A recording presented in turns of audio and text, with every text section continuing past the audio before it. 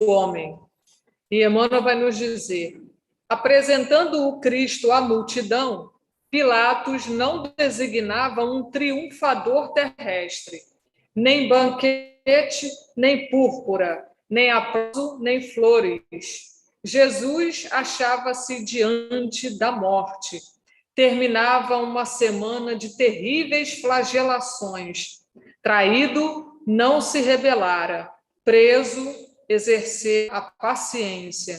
Humilhado, não se entregou a revides. Esquecido, não se confiou à revolta. Escarnecido, desculpara.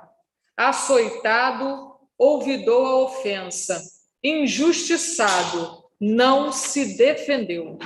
Sentenciado ao martírio, soube perdoar. Crucificado, voltaria à convivência dos mesmos discípulos e beneficiários que o haviam abandonado para soerguer-lhes a esperança. Mas, exibido diante do povo, Pilatos não afirma eis o condenado, eis a vítima. Diz simplesmente eis o homem. Aparentemente vencido, o mestre surgia em plena grandeza espiritual, revelando um alto padrão de dignidade humana. Rememorando, pois, semelhante, recordemos que somente nas linhas morais do Cristo é que atingiremos a humanidade real. Emmanuel. Então, vamos fazer agora a nossa prece inicial, para em seguida apresentarmos o palestrante da noite de hoje.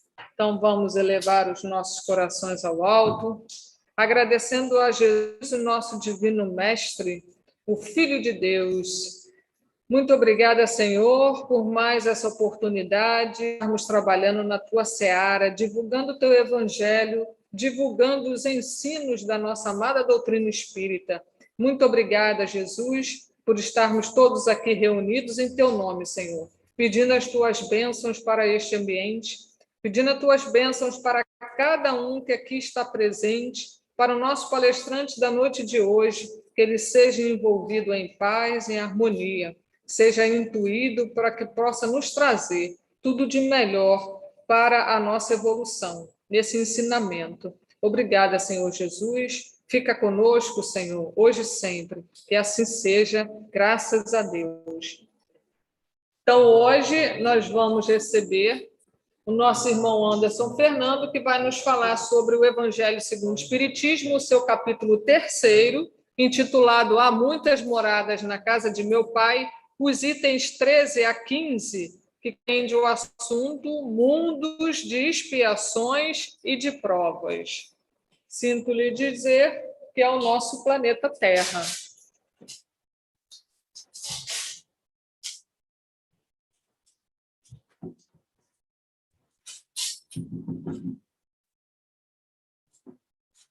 Boa noite, meus irmãos.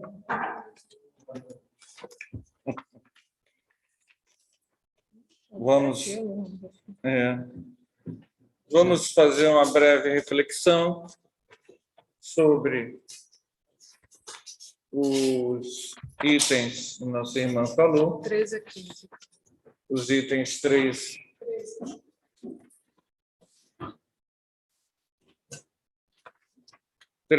a 15, mundo de expiações e provas. Nós precisamos entender, até nós falamos, que há muitas moradas na casa de meu pai.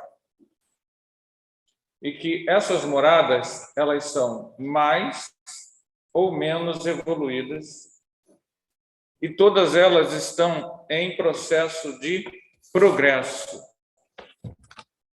Isso, o meio pelo qual os mundos progridem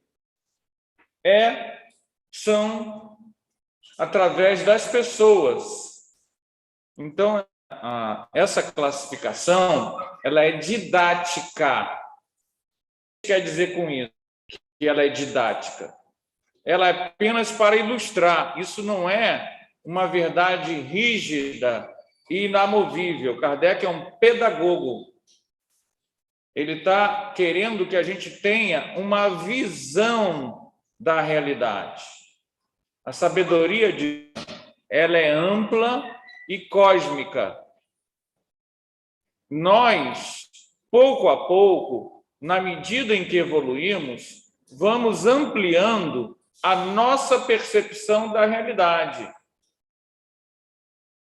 As informações dos espíritos são para que nós possamos ter essa macrovisão. Essa macrovisão da realidade.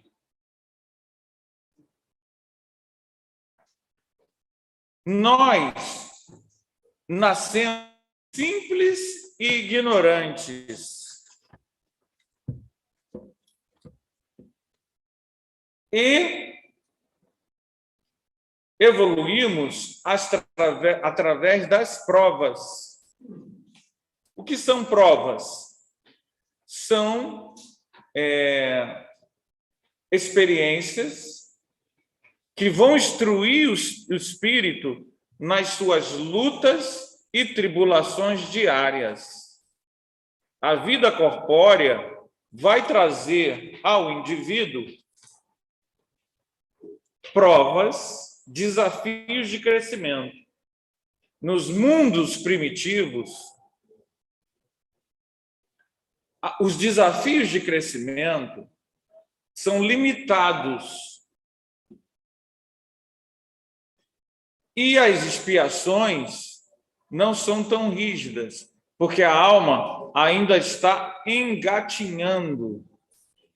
Então, não é um mundo de provas e expiação. A expiação, no texto, vai dizer que é algo exótico. Aí você pergunta, como assim exótico? Por que a expiação é algo exótico? Porque a expiação é exceção à regra. A prova é o objetivo da encarnação. É através da experiência humana, os pequenos desafios da vida, que a gente vai aprendendo.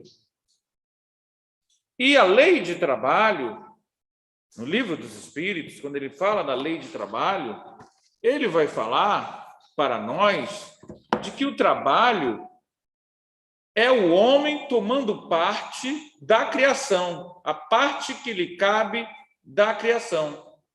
Então, o trabalho, ele é algo que a gente pensa assim, né? Penoso, pesado, obrigatório. Não, faz parte da vida.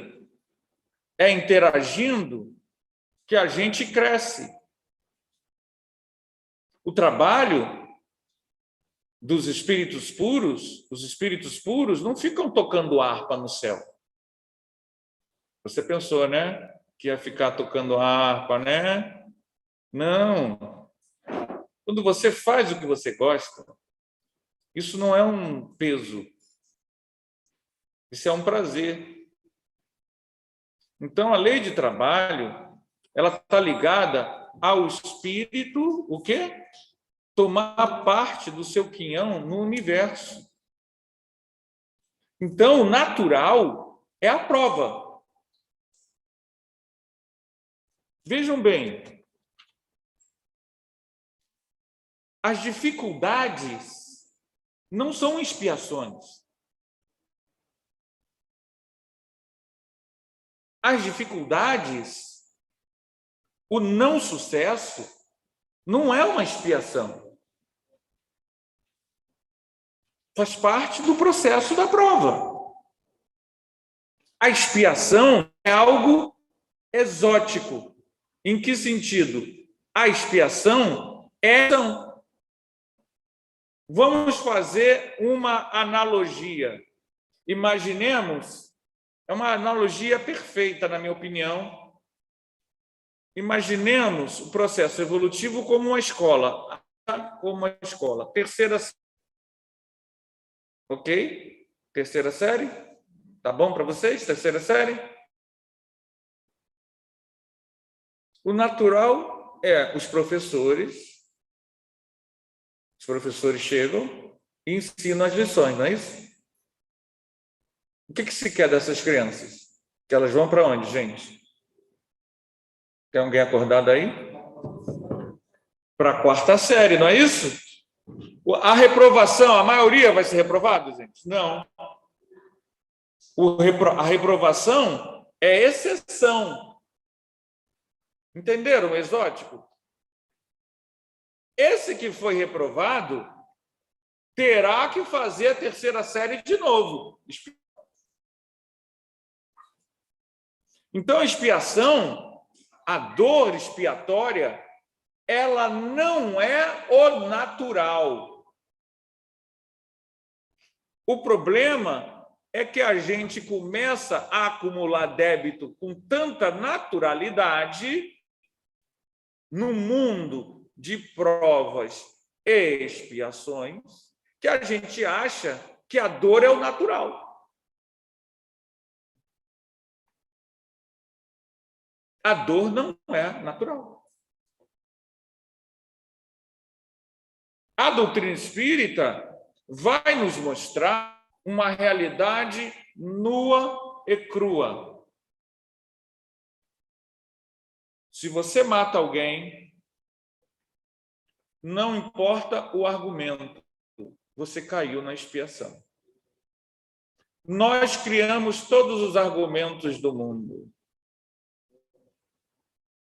Se você entende o que a doutrina espírita ensina, se você entende que você é um espírito imortal e que o outro não morre, todo ou qualquer argumento que te leve a matar alguém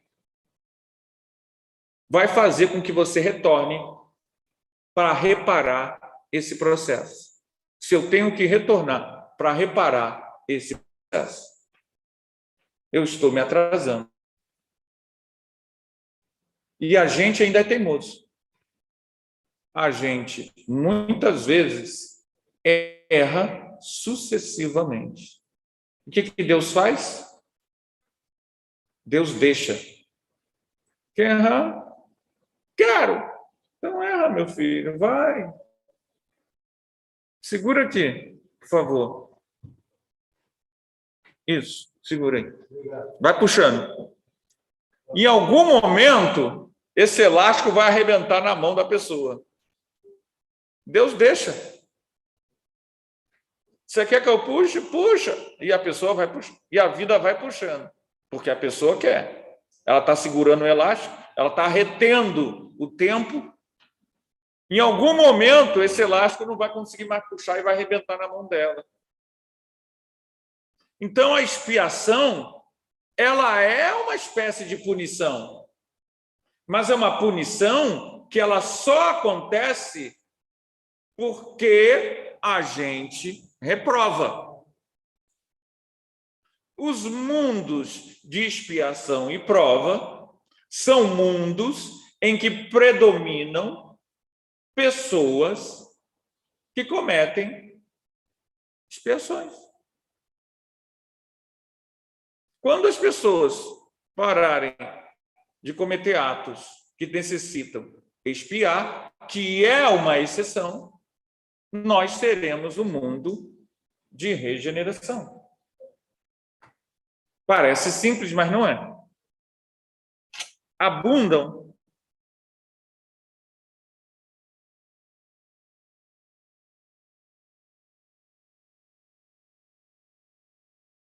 espiritualista, mensagem, psicografia de um livro semana passada, 49, falava disso. Em 62, Depois, ano 2000. Depois, 2012. Depois, 2019. Agora já falo em 2057, 2000 não sei o quê, 2070. Nós vamos ter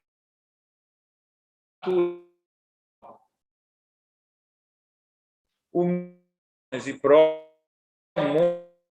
egoísta. O egoísta feliz é uma pessoa que é doente.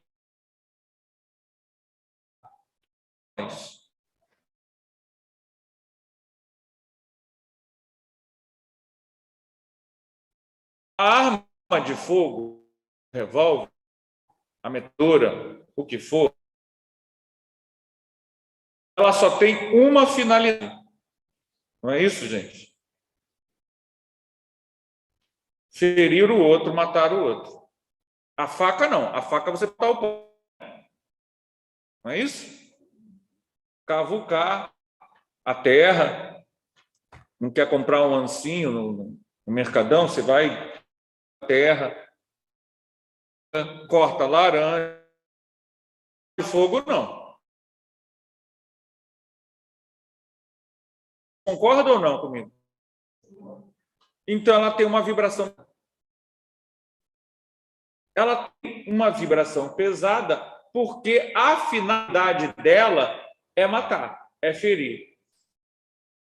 Enquanto o mundo, as pessoas usarem isso, é um mundo de expiação de provas. Não adianta a gente querer que alguém resolva isso se nós não queremos resolver. Quer usar arma? Usa. Mas não adianta você usar arma e achar que o mundo de regeneração vai vir por decreto. Uma observação. Você não disse que é uma exceção os que não passam? Sim. Mas como é que a impressão que se tem é de os que passam é que são exceções? Não. A exceção não é a quantidade de pessoas. A exceção, a regra. A regra é você progredir pelas provas. As provas de crescimento, as provas de adaptação, as provas, as enfermidades. Nós tivemos o surto, a pandemia da Covid. A Covid está aqui, está no ar. Ela não acabou, mas ela já não está mais matando, porque foi uma prova, desafio, em que cientistas foram colocados à prova, os governos foram colocados à prova e conseguiram fazer a vacina em tempo recorde. Então, nós hoje só estamos aqui, agora, abrindo as casas espíritas, porque estamos vacinados.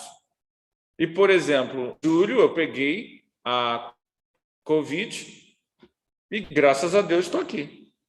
Amigos meus, trabalhadores aqui da casa, ex-trabalhadora, Evelyn e outros, pegaram e desencarnaram porque não tinha vacina na época, ainda estava em desenvolvimento. Isso é uma prova. A prova para a humanidade. As pessoas que desencarnaram na Covid não necessariamente estavam espiando alguma coisa. São fluxos da vida. Cada caso é um caso. Teria que olhar cada caso de perto. Estou falando no geral. É uma prova da humanidade. Assim como foi a vacina, o surgimento da vacina. A pessoa que criou a ideia da vacina, o fundamento da vacina, é um indivíduo, a construção do mundo melhor.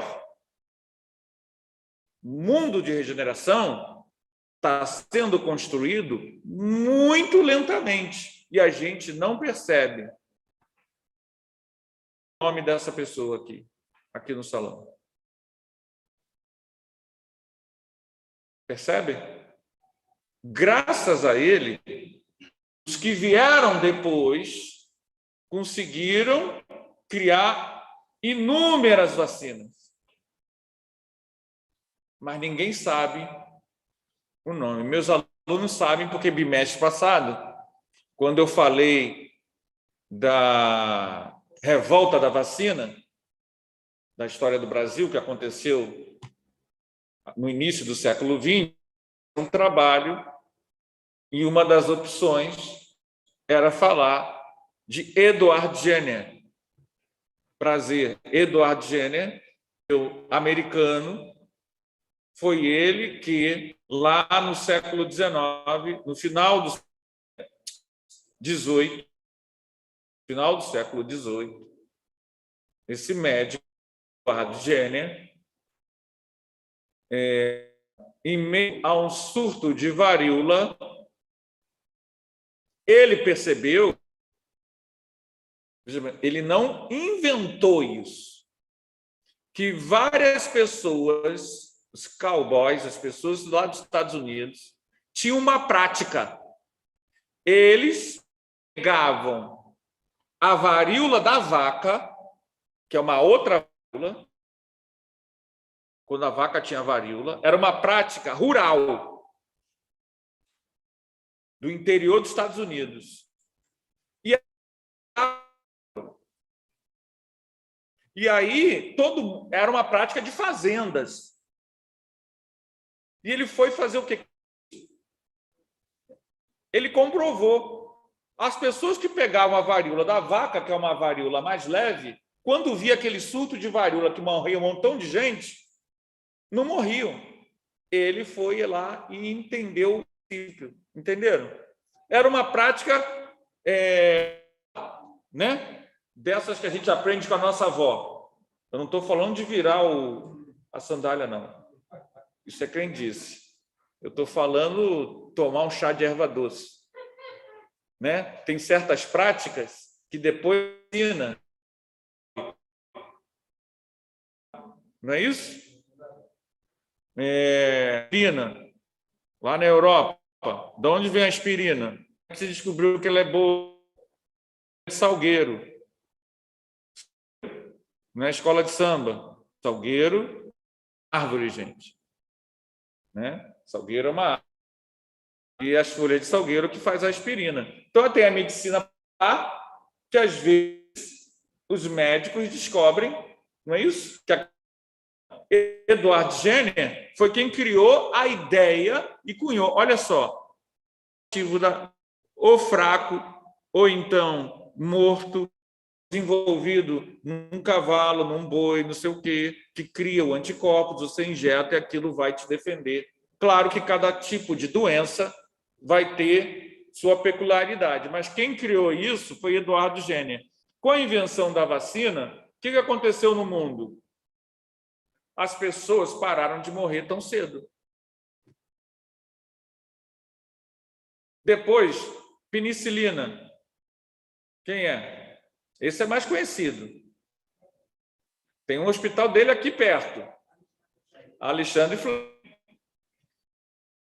Primeira Guerra Mundial, Guerra da Crimeia, que agora está aí revisitando com a Guerra da Ucrânia, Guerra dos 100 anos, você arranhava um arranhãozinho, você morria de infecção.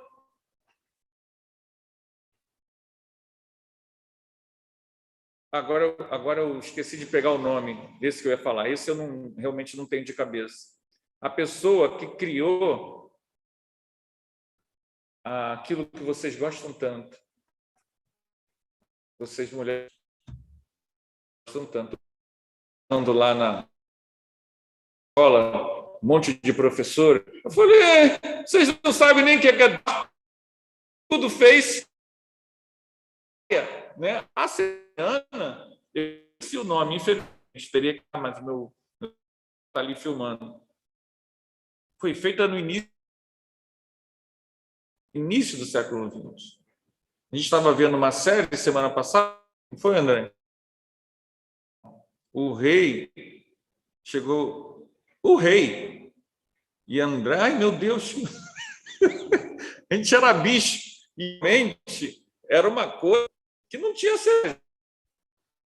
E aí o médico real falou, para salvar o filho, o herdeiro, que era homem, e ele ia ter filho homem, vai ter que abrir a barriga. Simplesmente abrir a barriga é morrer, é matar a mulher, tá, gente? Hoje. E aí ela viu, ela falou: o que vai acontecer? Peraí, vamos fazer. Não, peraí, não. Abriram a barriga dela para tirar o neném, morrer. Né? E vejam, isso era muito comum. Pessoas trabalharam, estudaram para.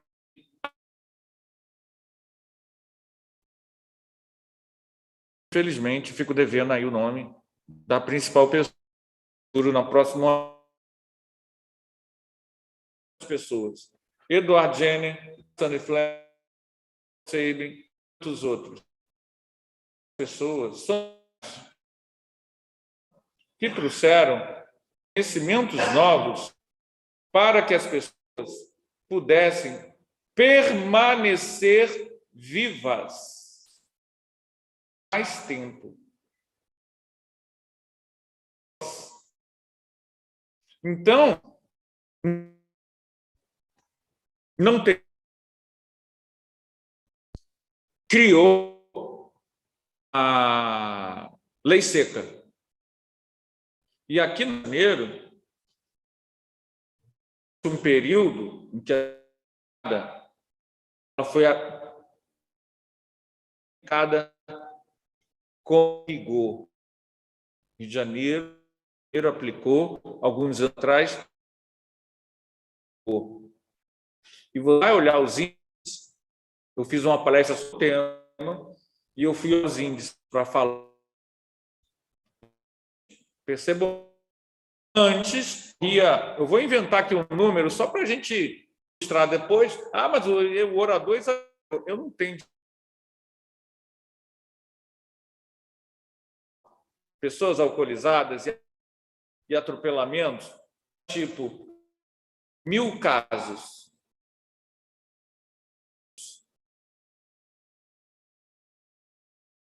Aquelas pessoas morreram porque eram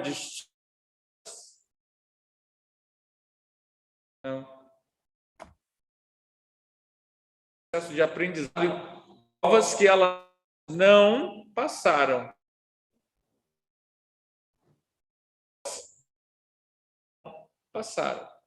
Desafio de não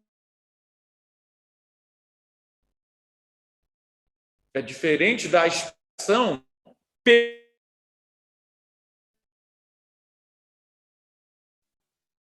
A gente tem provas, mas não significa que a gente irá passar por elas.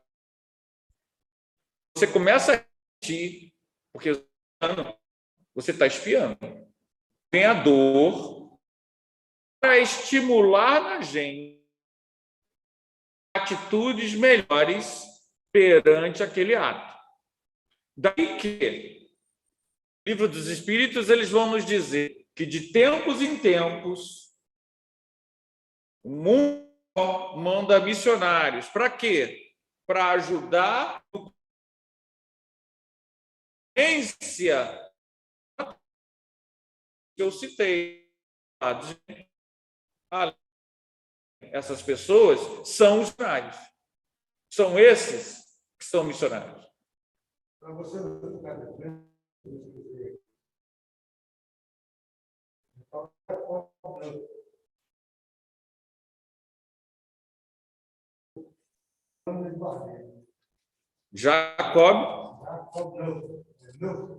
Jacob Neufeld. Essas pessoas, gente, permitiram que o mundo hoje tivesse 7 bilhões de pessoas reencarnadas. Esses avanços, em 1900, nós éramos 1 bilhão de pessoas. Era o máximo que nesse planeta tinha de gente reencarnada. Em 1900. Em menos de 100 anos, nós passamos de 1 bilhão para 5 bilhões. Por quê? Por causa desses avanços. Então, o processo de expiação e prova é lento.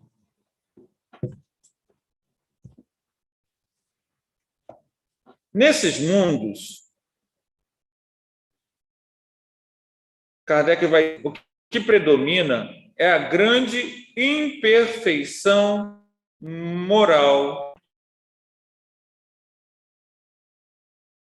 Grande imperfeição moral. Gostamos da imoral. Somos apegados, nós temos de não gostar moral. E aí, o conhecimento espírita, ele é feito, reflita a minha imperfeição moral. A sua é contigo. A minha imperfeição. Por que eu não me livro dela? Porque eu a justifico malcriadamente. Isso é quando eu olho para dentro de mim e digo: não é mais possível conviver com você, ó imperfeição. Isso é o autoconhecimento. Reconhece-se o verdadeiro espírita pelo esforço que ele faz para domar e vencer a sua imperfeição moral. A gente estava no estudo antes do Livro dos Espíritos e o companheiro falou, ele compreendeu alguma coisa errada, eu estava falando sobre luto, e ele falou assim: então o caso da pessoa que perdeu a mãe há 35 anos. Aí eu falei: bom, desmarcou.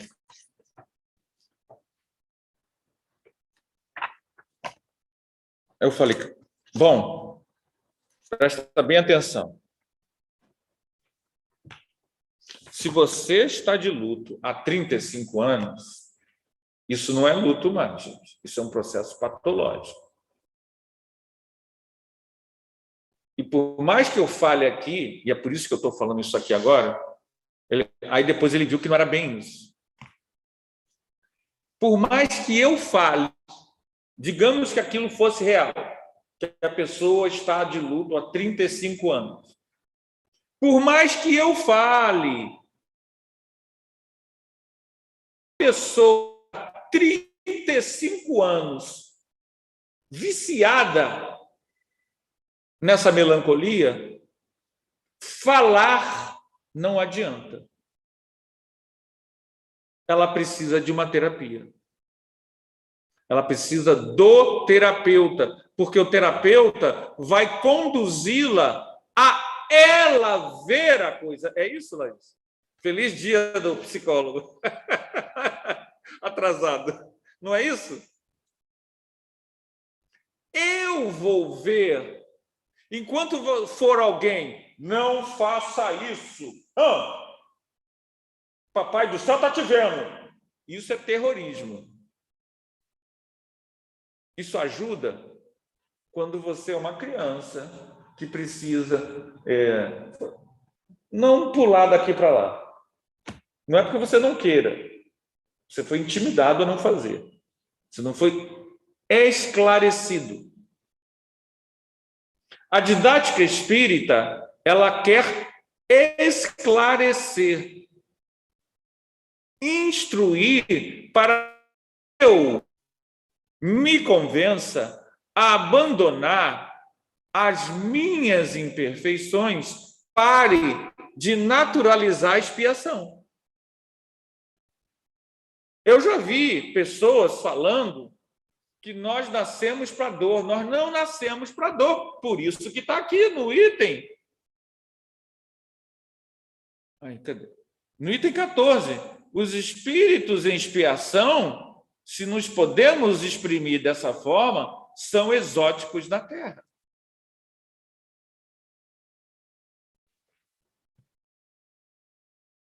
Não é que não sejam espíritos em grande maioria, em expiação. Mas por quê?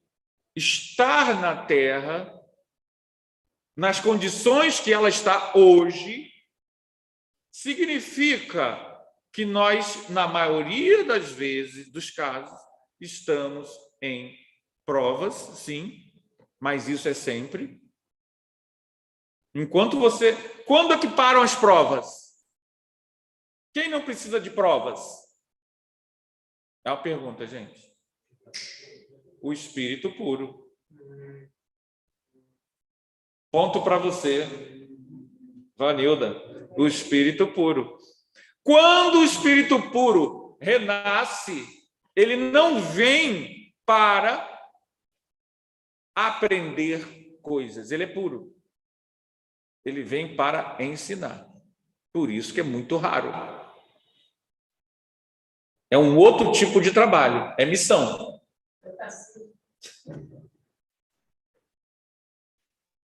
É missão.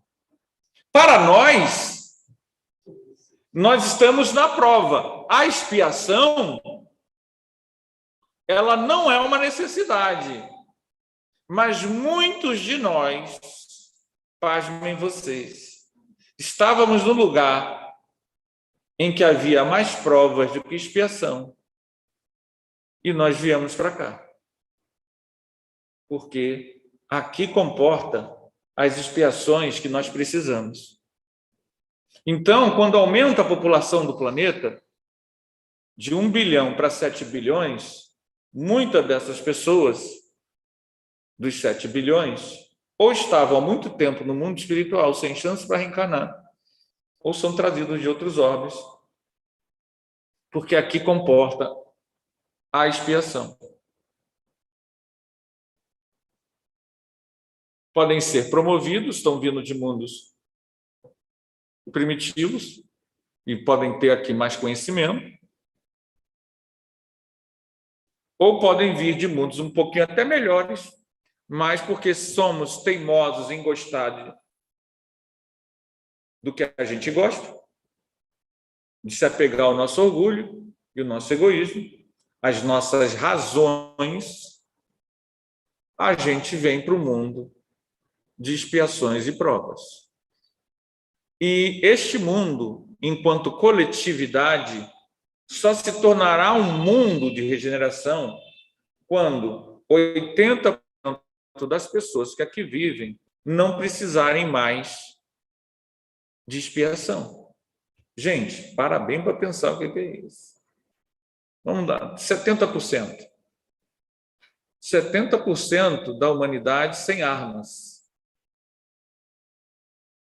Sem ódio, sem preconceito, sem divisão nenhuma. É muita coisa.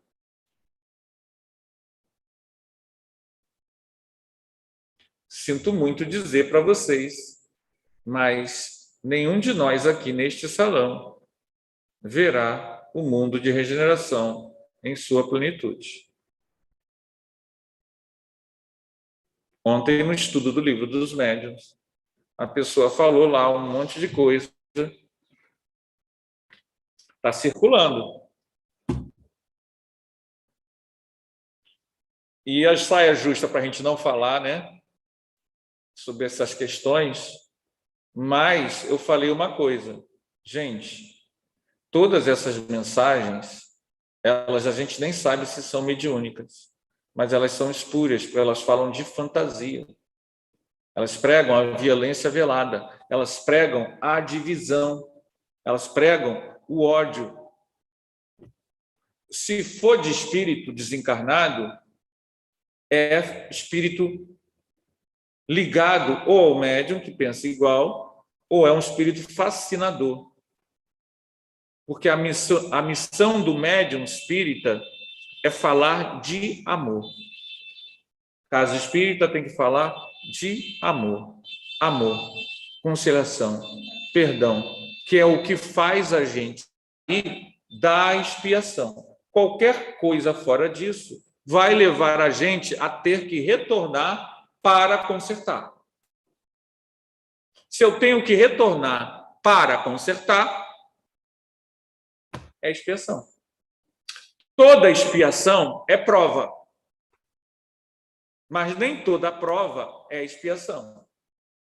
Toda expiação é prova. O que é expiação? Expiar o erro que você cometeu. Você sabia que era certo e o que era errado. Ah, mas eu não sabia. Ah, sabia. Ah, mas eu não sabia. Ah, sabia. Porque quando o indivíduo não sabe, ele ainda está no mundo primitivo e não lhe é cobrada a consciência. Porque as leis de Deus estão escritas, está lá no livro dos Espíritos, na consciência. Se você não sabia, a tua consciência não te cobra. Mas não é a minha consciência assim, eu estou certo, então por eu estar certo, a minha consciência não me cobra. Não é isso não, tá? Porque se fosse assim, seria fácil. É a consciência divina. Vamos lembrar de nosso lar. André Luiz está lá num momento, olhando os muros de nosso lar.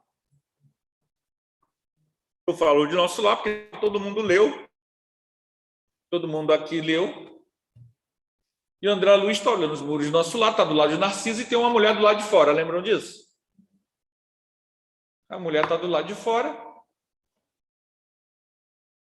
E tem uns pontos negros. Para encurtar, vem um outro instrutor, a Narcisa. André Luiz não vê os pontos negros, só vê a mulher. O instrutor vê os pontos negros e quando chama a Narcisa vê que são formas mentais de fetos. Ela era uma abortista profissional.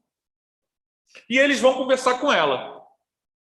Nosso lar é uma cidade em regiões inferiores, então ele tem muro. E eles vão conversar com ela. Minha irmã, como é que você está? É injusto. É injusto eu estar aqui fora. Eu fui uma pessoa caridosa, eu ajudei muitas mulheres com seu sofrimento. Ela, em momento algum, se arrependeu do que fez. Lembram disso?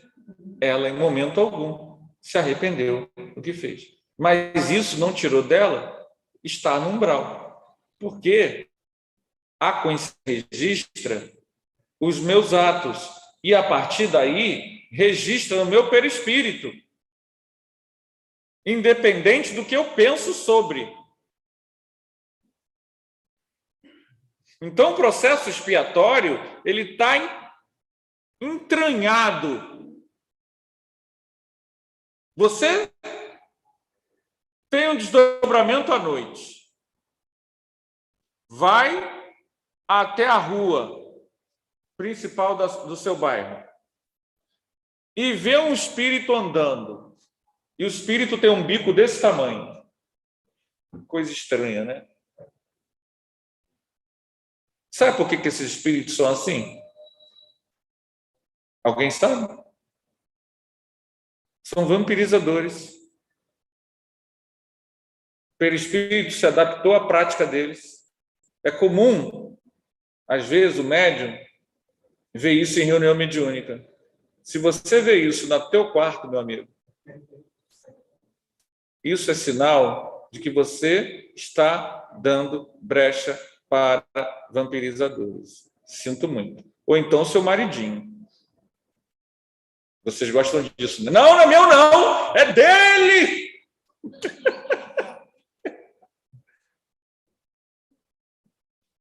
Espíritos vampirizadores são, esse termo vampirizador, ele lembra vampiro?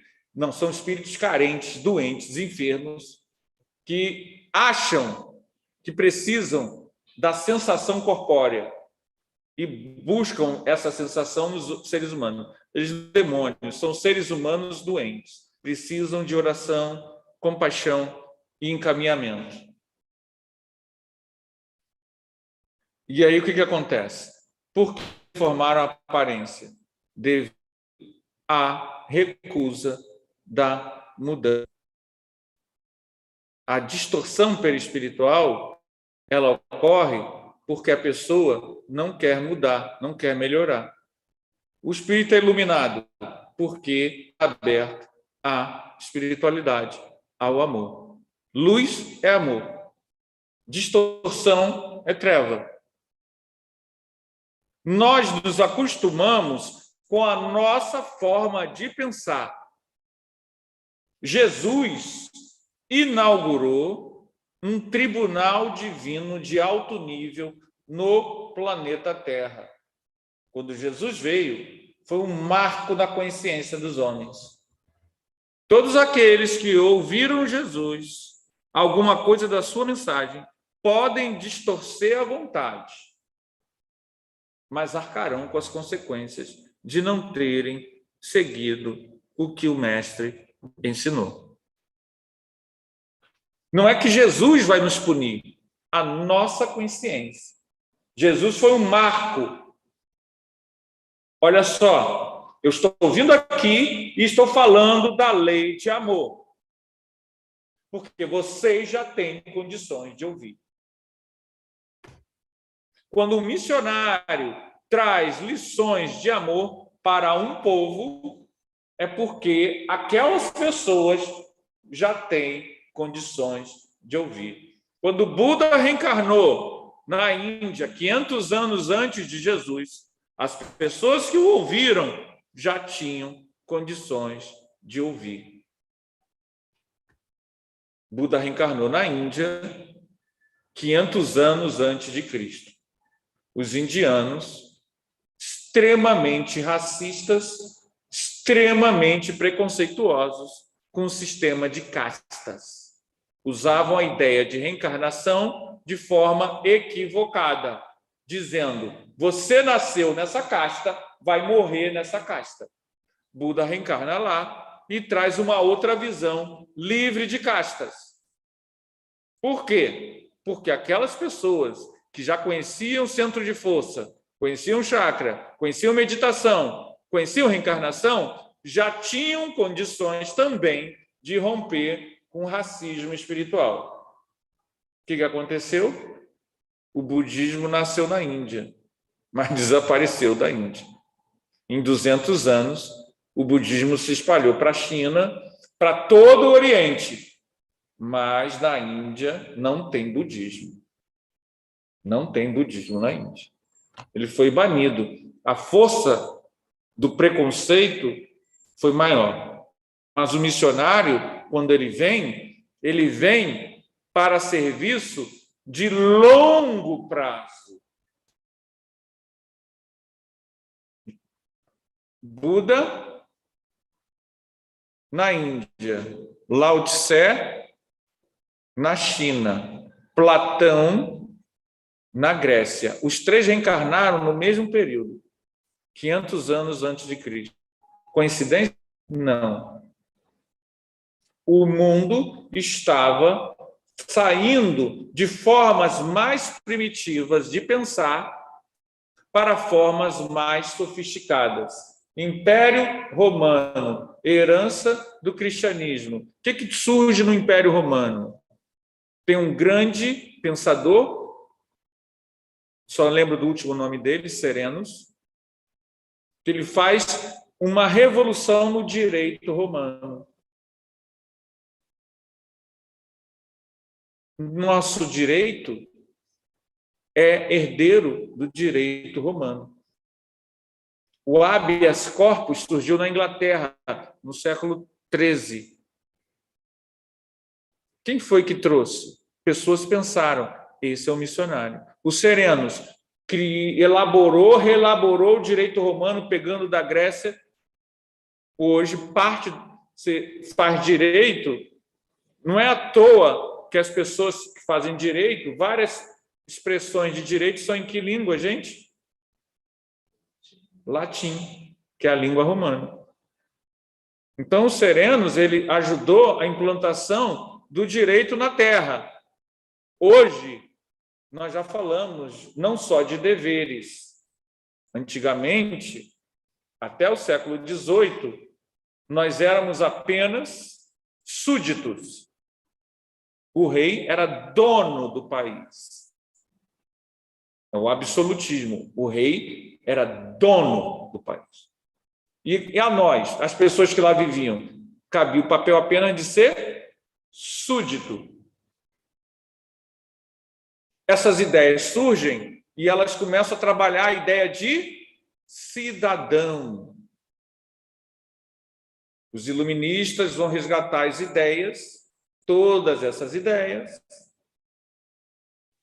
Os Estados Unidos vai, em 1776, declarar sua independência e vai construir, pela primeira vez, uma ideia de democracia, lembrando da Grécia, de Platão, de Solon. E aí os Estados Unidos vai pegar as ideias dos iluministas, vai botar a ideia de república do Império Romano, diante do Império Romano, o direito romano, e as ideias. E você vai entrar nessa ideia de se ter uma Constituição em que todos devem respeitar. Isso é um avanço da humanidade. Isso é evolução, em que o rei ele tem que se submeter à Constituição, mas o rei não queria. Que rei quer isso? Infelizmente, na França, aconteceu lá a Revolução Francesa, cortaram a cabeça do rei. Na Inglaterra, eles foram mais, digamos assim, como é que é a palavra, gente? Não, complacente não. Eles foram mais... Não, eles foram mais articulados. Eles tiraram o rei, que não queria perder o poder, você sai. E foram chamar um príncipe da Holanda que casou com uma princesa inglesa. Olha só, você vem ser nosso rei, que você casou aí com uma princesa inglesa, mas você vai ter que jurar a Constituição. Quem vai mandar é o parlamento. Você vai ter alguns deveres. Entenderam? Eles fizeram... Já vocês lá na Revolução... Eu falei vocês? Não, calma. 20 milhões de espíritas estavam envolvidos lá no processo da Revolução Francesa. Por isso que a gente está... A Revolução Francesa tinha ideias muito boas, mas usou os meios errados. Esse é o nosso problema. Às vezes você defende uma ideia, mas essa ideia é muito boa, e você pega o pescoço do rei e põe na guilhotina. Matou? Matou?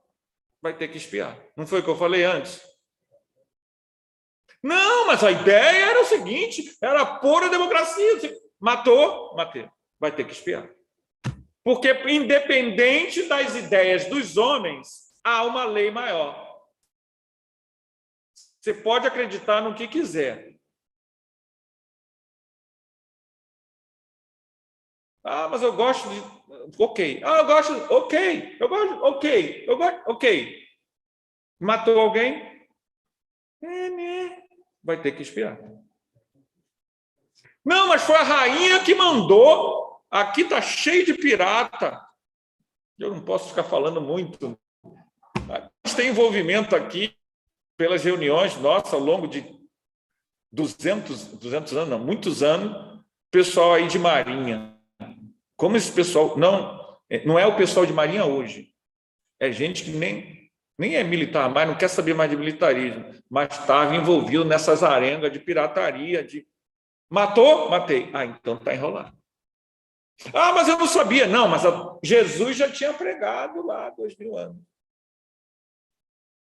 Porque, na verdade, gente, é um mundo de provas e expiações. Quando eu tomo consciência, o que a doutrina espírita fala para a gente? Reparação. Eu paro de dar desculpinha. Não, mas eu não sabia. Me ensinaram assim. Foi o Anderson. Olha lá. O Anderson pregava, vai lá e mata os muçulmanos. Edmilson pregava, vai lá e mata os muçulmanos. Ele era o padre, ele é o cardeal. Você matou? Matei. Então você vai ter que expiar. Entenderam, gente? Como a doutrina espírita, ela é simples. Se eu disser para você, vai ali, bate naquele cara ali, você foi? É porque você tinha vontade de ir. Porque senão, esse cara está esquisito. Que coisa esquisita é essa?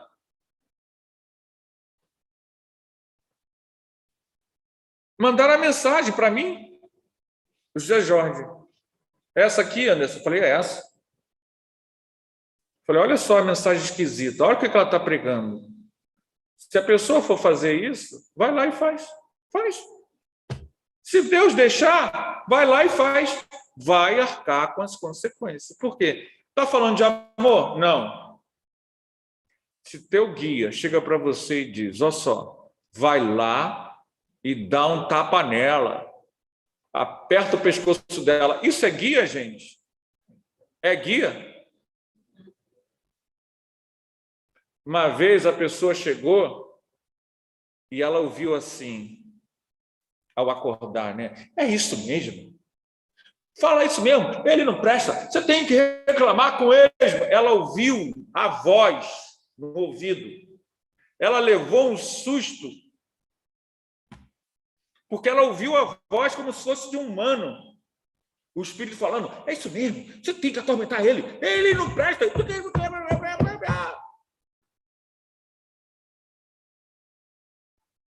Aí, quando a pessoa falou comigo, eu ri, né? Por que que o espírito estava fazendo isso? A pessoa é vítima? Hein, gente? A gente dá a brecha e reproduz. Mundo de provas e expiações é o mundo da brecha, da invigilância, de defender as ideias erradas. Por isso que nós estamos aqui. Como é que a gente muda isso? Estudando. Não vai ser de fora para dentro alguém resolvendo os nossos problemas, mas somos nós entendendo que eu tenho que aplicar a lei de amor, de desapego, de fraternidade às pessoas. É assim que a gente sai do mundo de expiações. E nós, espíritas, lembrando da lei de trabalho, devemos transformar o que pode ser uma expiação em trabalho no bem, em servir a humanidade, fazer um pouquinho pelo bem dos outros. É quando você transforma o que pode ser uma expiação em prova. Prova de crescimento. Então, muitas vezes, mesmo a dificuldade material, financeira, emocional, não é motivo para não fazer o bem. Os mundos de expiação e prova não é só a Terra, não, gente. Ele nos alerta aqui. Há uma variedade infinita de mundos, os mais variados. O nosso é apenas mais um. A evolução coletiva, ela é lenta. E os semeadores de luz, nenhum semeador de luz, ele vem com a ilusão de que a presença dele vai mudar tudo. Quando Jesus estava para renascer, ele ficou séculos planejando o seu processo reencarnatório. Séculos para uma vida de 33 anos. E ele sabia, Jesus sabia, que ele seria crucificado. Ele sabia que ele viria dar o testemunho. E ele sabia que 2022 anos depois, o Anderson ainda estaria preso a mágoas, medos, ciúmes, apegos. Ele sabia. Tem uma mensagem no Fonte Viva que diz assim: ele sabia o que tinha dentro do homem. O homem somos nós. Então não adianta você pensar em mudança brusca. Nós temos que fazer o bem ao nosso alcance e passar o bastão da fraternidade para as gerações que vêm depois, para que isso se torne um processo que se multiplica. Mas é lento, porque nós não impomos evolução ao outro. Eu corrijo a minha imperfeição. Você corrige a sua, ela corrige a dela. E nós nos estimulamos mutuamente, tentando ajudar uns aos outros. Isso é a lei de fraternidade. Gente, convido vocês a lerem o mundo, esses itens. Kardec se debruçou em várias obras sobre esses temas, volta e meia, lendo o Livro dos Médiuns, Céu e Inferno, a Gênese, Livro dos Espíritos, Evangelho segundo o Espiritismo, a gente vai se deparar com essas temáticas. Então, elas são muito amplas. Eu acho que a gente quis diferenciar da palestra da semana passada, fazendo uma abordagem um pouco diferente, né?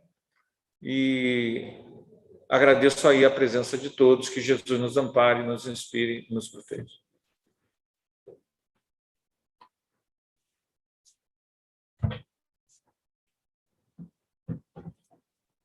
Nós agradecemos, então, a presença do Anderson aqui conosco, falando sobre mundo de expiações e provas, e ele estava falando desses avatares, né? Criaram essas coisas boas para a gente.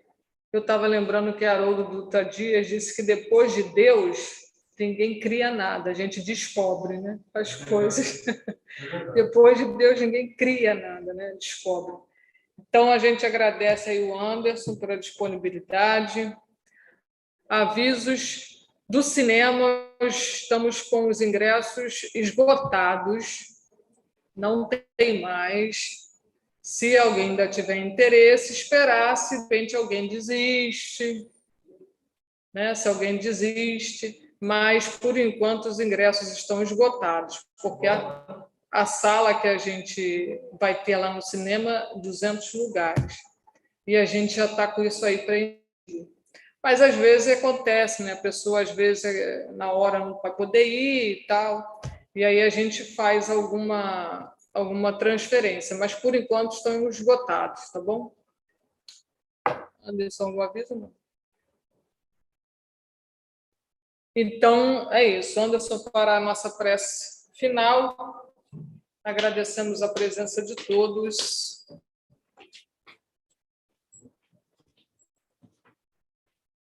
Amado Mestre Jesus, suplicamos o teu amparo, a tua misericórdia, o teu socorro. Ajuda-nos, Jesus, a vibrar e viver o Espírito. Que nosso coração, Jesus, possa se encher de amor e de paz. Ó Mestre, permite, Jesus, que as suas blandícias recaiam sobre nós. Que teu amparo nos auxilie, Jesus, a vencer nossas imperfeições. Não nos deixeis, Jesus, por nós mesmos, que tu sejas sempre nosso referencial de pensar, de sentir, de olhar, de vibrar. Ó Mestre, nós te amamos e suplicamos, Jesus, permitir que nossos espíritos sintam tua presença no meio de nós nesta noite. Permita, Jesus, que possamos elevar nossas vibrações à altura magnífica do teu profundo amor. Ó Jesus, estrela divina, inunda nosso ambiente de vibração de cura. Concilia, Senhor, ajuda-nos, Senhor, a conciliar com todos que estão conosco a caminho nesta jornada exaustiva terrena. Abençoa-nos, Jesus, hoje e sempre. Que assim seja.